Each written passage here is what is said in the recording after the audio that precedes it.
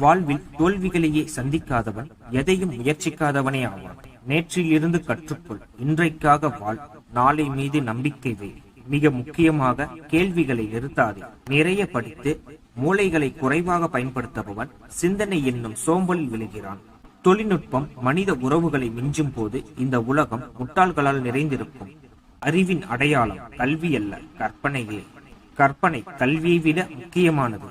உண்மைகள் தேற்றங்களுடன் பொருந்தவில்லை என்றால் உண்மைகளை மாற்றுங்கள். கல்வி என்பது தகவல்களை சேகரிப்பதல்ல, அது சிந்திப்பதற்காக மூளையை பயிற்றுவிப்பது. எளிமையாக ஒரு விடயத்தை உங்களால் விளக்க முடியவில்லை எனில் அதை நீங்கள் சரியாக கற்கவில்லை என்பதே பொருள். எவராவது தன்னுடைய வாழ்நாளில் ஒரு பிழையையும் செய்ததில்லை என்று நினைத்தால் அவர்கள் தம் வாழ்வில் புதிய முயற்சிகள் செய்து பார்த்ததில்லை என்றே பொருள்.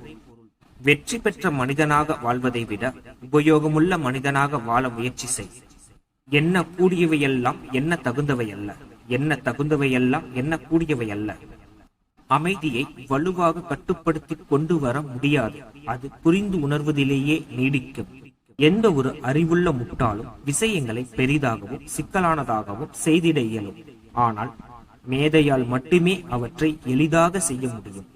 சிறிய செயல்களிலும் உண்மையை தீவிரமாக எடுத்துக்கொள்ளாதவர் பெரிய விஷயங்களை நம்ப தகுந்தவர் அல்ல. கடவுளின் முன் நாம் அனைவரும் சம அளவில் புத்திசாலிகள், முட்டாள்கள்.